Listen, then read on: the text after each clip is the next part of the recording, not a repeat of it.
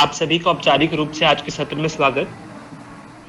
मित्रों, हमने वाद विवाद समझ लिया था क्या होता है, कि वाद विवाद का तात्पर्य क्या है। तत्पश्चात हमने देखा था कि वाद विवाद के कई प्रारूप होते हैं, है ना। हम लोगों ने देखा कि वाद विवाद के बहुत से प्रारूप हैं, किंतु दिल्ली विश्वविद्यालय की जब हमने बात की तो दिल्ली विश्वविद्यालय में बहुधा 3 ही प्रकार के वाद विवाद प्रचलित हैं। तो हम भी मुख्यतः उन्हीं वाद विवाद पर अपनी चर्चाओं को सीमित रखेंगे। तो मित्रों, वो 3 हैं। एक तो है उनमें पारंपरिक वाद विवाद, फिर है टर्न कोर्ट वाद विवाद, और एक है संसदीय वाद विवाद। संसदीय वाद विवाद जो है, हमने पिछले सत्रों में उसका एक प्रारूप समझा भी है और उसका एक अभ्यास भी कर लिया। तो आज के सत्र में जो हम करेंगे वह है टर्न कोर्ट वाद विवाद। तो टर्न कोर्ट वाद विवाद हम प्रारंभ करते हैं।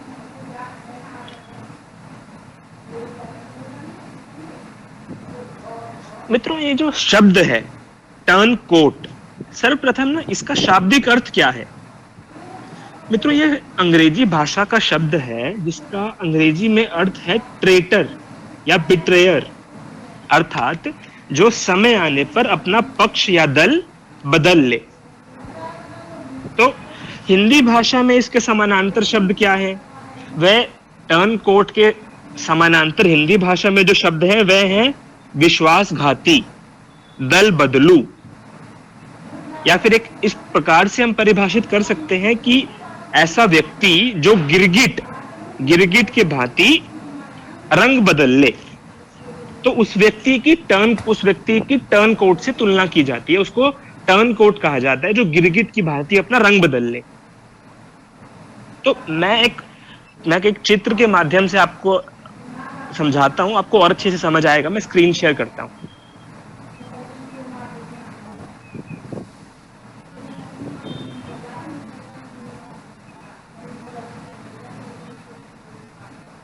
जी, मेरी स्क्रीन सबको विजिबल है ना? जी भैया। जी भैया। जी, तो इस चित्र में हम क्या देख पा रहे हैं कि यह जो व्यक्ति है वह आगे कुछ और है। यह जो व्यक्ति है यह आगे कुछ और है और पीछे कुछ और है। अर्थात इस व्यक्ति का जो चरित्र है वो गिरगिट वाला है, जो अपने ही पक्ष, मत या विचार से पलट रहा है। ये आगे देखिए, जब इस व्यक्ति से मिल रहा है तो इसका विचार कुछ और है, पीछे से इसका विचार कुछ और है। अर्थात इसी ऐसे व्यक्ति को अंग्रेजी भाषा में टर्न कोर्ट कहा जाता है। That is a person who deserts one party और cause in order to join an opposing party। तो अतः मित्रों, वाद विवाद के परिप्रेक्ष्य में यदि हम इसकी बात करें तो टर्न कोर्ट वाद विवाद एक ऐसा प्रारूप है जिसके अंतर्गत प्रतिभागी को अपनी ही कही गई तर्कों को काटना होता है। अर्थात यह दो-धारी तलवार की भांति है। अतः हमें दिए गए विषय के दोनों ही भावों, अर्थात पक्ष व विपक्ष, दोनों पर ही अपने विचार प्रस्तुत करने होते हैं। पक्ष व विपक्ष दोनों ही भावों पर विचार प्रस्तुत करने के पश्चात आपको एक निष्कर्ष भी देना होता है। तो जो एक टर्न कोर्ट वाद विवाद का भाषण होता है तो उसके 3 भाग हैं, पक्ष, विपक्ष व निष्कर्ष। आपको तीनों ही प्रस्तुत करने होते हैं अपने वक्तव्य में, और आपको टैप के माध्यम से इस प्रकार के टैप के माध्यम से सूचना दी जाती है कि अपना भाव परिवर्तित करिए। अर्थात यदि इसका प्रारूप हम समझे तो यह है कि आपको सर्वप्रथम आप पक्ष में अपने विचार रखेंगे, इसके बाद आपको टैप के माध्यम से सूचित किया जाएगा कि आप अपना भाव बदलिए। अतः आप विपक्ष में विचार प्रस्तुत करेंगे व इसके बाद एक और बार टैप के माध्यम से आपको सूचित किया जाएगा कि अब आप निष्कर्ष की ओर बढ़िए। तो ये 3 भाग हैं टर्न कोर्ट वाद विवाद के।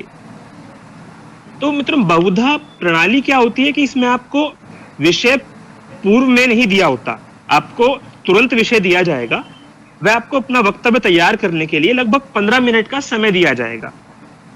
और जब आपको प्रस्तुत करना है अपना क्रमांक आने पर आपको 2 मिनट पक्ष, 2 मिनट विपक्ष व 1 मिनट निष्कर्ष के लिए दिया जाएगा। और निष्कर्ष के साथ ही आपका वक्तव्य समाप्त हो जाएगा। तो ये एक सरल भाषा में यदि प्रारूप कहे टर्न कोट वाद विवाद का, तो ये एक प्रारूप है उसका। तो आपको यहां तक यदि कोई संशय है तो हम चर्चा के माध्यम से उसका हल कर सकते हैं। इसके पश्चात ना हम कुछ ऐसे बिंदुओं पर बात करेंगे, कुछ स्मरणीय बिंदु, कुछ points to remember, turncoat वाद विवाद के समय कुछ पॉइंट्स टू रिमेंबर पर बात करेंगे। तो अब तक आपको यदि कोई संशय है तो आप कृपया पूछिए।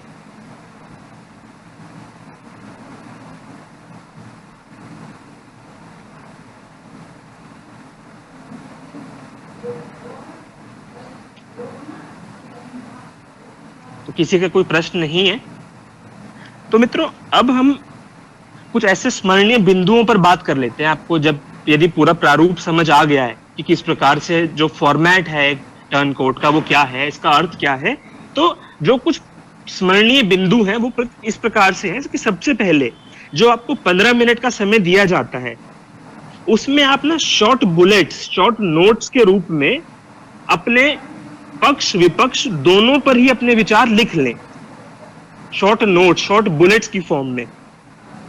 तो इससे होगा यह कि आपके पास जो विचार आ रहे हैं आप उन्हें भूलेंगे नहीं। साथ ही साथ यदि कोई बिंदु छूटेगा भी, इससे कोई बिंदु छूटेगा भी नहीं जो रह गया बोलने से, तो आपका जो समय है बोलने का आप उसका पूर्ण रूप से उपयोग कर पाओगे यदि आप बिंदुओं के रूप में अपने विचार लिख लेते हैं। तो आपको पूरी व्याख्या नहीं करनी है बिंदुओं की, पूरी एक्सप्लेन नहीं करना है, किंतु शॉर्ट नोट्स बना लेने, बुलेटिन्स बना लेने, जिससे कि आपको याद आता रहे कि हाँ ये मुझे बोलना है, इसके बाद ये बोलना है, इसके बाद ये बोलना है। और तो मित्रों दूसरा बिंदु क्या है इसका कि जो हमने बात की निष्कर्ष की, जो इसका निष्कर्ष होगा आपके टर्न कोट वाद विवाद का, वह केवल एक ही भाव अर्थात केवल पक्ष या केवल विपक्ष पर केंद्रित ना हो। आपका जो निष्कर्ष है वह दोनों के मध्य, पक्ष व विपक्ष दोनों का ही सार हो, दोनों के ही मध्य समन्वय स्थापित करे, कोऑर्डिनेशन लाए।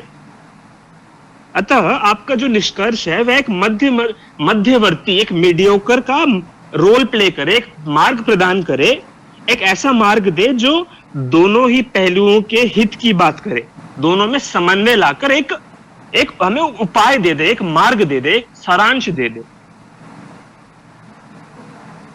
उसके बाद मित्रों एक बिंदु और भी है कि बहुधा क्या होगा कि आपका जो वक्तव्य है वह पूर्ण नहीं हुआ होगा और टैप के माध्यम से आपको कहा जाएगा कि आप अपना जो भाव है वह बदलिए।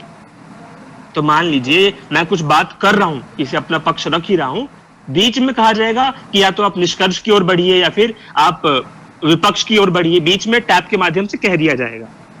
तो ऐसे में ध्यान ये रखना है कि आप जो बात कह रहे हैं ना उसे बीच में अधूरा मत छोड़िए, क्योंकि यह वक्ता यदि आप ऐसा छोड़ देंगे ना बीच में तो यह दिखाएगा कि वक्ता के अंदर आत्मविश्वास और स्पष्टता की न्यूनता है। अतः तो यदि बीच में टैप कर देता हूं तो आप अपनी चल रही बात को पूरा करिए और उसके बाद दूसरे भाव की ओर बढ़िए। ठीक है ना। तो मित्रों यही कुछ बिंदु थे, स्मरणीय बिंदु थे जो हमें टर्न कोट वाद विवाद के ध्यान में रखने हैं। तो यदि अब आपके कुछ प्रश्न हैं तो कृपया आमंत्रित हैं। भैया जैसे पार्लियामेंट्री डिबेट में बोला जाता है एस्टैब्लिश करने के लिए पॉइंट, तो इसमें नहीं करने होते हैं हिमांशु, इसमें आपको पॉइंट्स अपने एस्टैब्लिश करने हैं जब आप पक्ष की बात करेंगे, उसके बाद आप विपक्ष की बात करेंगे। पार्लियामेंट्री डिबेट में क्या होता है, आपके एक दल के रूप में आप एक विषय पर जाते हैं, तो आपका जो आपका दल है वो केवल पक्ष की बात करेगा, जो विपरीत दल है वो केवल विपक्ष की बात करेगा। किंतु इसमें आपको पक्ष की देना है जिसमें समन्वय लाइन पक्ष विपक्ष दोनों में, दोनों के ही सार की बात करें। जी, और किसी का कुछ प्रश्न है? भैया मुझे पूछना है। जी अभिजीत बोलिए। जैसे कि पक्ष में मैंने जो पॉइंट बोला है, अगर विपक्ष में बोलना है तो वही पॉइंट मुझे विपक्ष में मैंने। हाँ जी अभिजीत, अपना प्रश्न दोबारा बताइए। पक्ष में मैंने कोई पॉइंट रखा तो विपक्ष जब मैं बोलूंगा तो वही पॉइंट मुझे जो पक्ष में बोला था उसको काटना होगा। हाँ, आपको अपनी कही हुई बात को ही काटना है, और जो काटना है वो तर्कों के आधार पर काटना है कि आप अपने दोनों ही पहलुओं को एस्टैब्लिश करके जा रहे हैं, सिद्ध करके जा रहे हैं कि आपको केवल हवा में बातें नहीं करनी कि ये अच्छा है ये बुरा है, इस प्रकार से आपको तर्कों के आधार पर दोनों ही बातों को काटना है। अर्थात आपके अंदर जो विचार है, दोनों ही पहलुओं के विचार आपके अंदर होने चाहिए। ठीक है ओके भैया। जी, और किसी का कोई प्रश्न?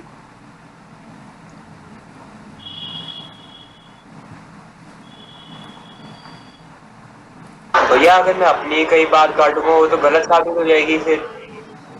नहीं मोहित, ऐसा नहीं है। ये टर्न कोट वाद विवाद का प्रारूप ही यही है। आप देखिए ना, यह जो वाद विवाद है का जो प्रारूप है, ये एक हमें ना जो एक संतुलित आचार व्यवहार होता है उसकी ओर जाने की प्रेरणा देता है कि किसी भी विषय के केवल एक ही पहलू नहीं होता, उसके दोनों पहलू होते हैं। और हमें आवश्यकता क्या है अपने जीवन में भी इसे उतारने की कि आप किसी भी विषय के, किसी भी संदर्भ के दोनों ही पक्षों पर ध्यान दीजिए, पक्ष पर भी विपक्ष पर भी, और फिर उन दोनों में समन्वय बिठाइए। तो इससे होता क्या है इस प्रारूप से कि किसी भी संदर्भ की, किसी भी विषय की सारे बिंदु जो कि प्रभावित कर सकते हैं, जो कि आवश्यक हैं, वो हमारे समक्ष प्रस्तुत हो जाते हैं। तो एक संतुलित निर्णय आता है यदि हम टर्न कोट की बात करें तो।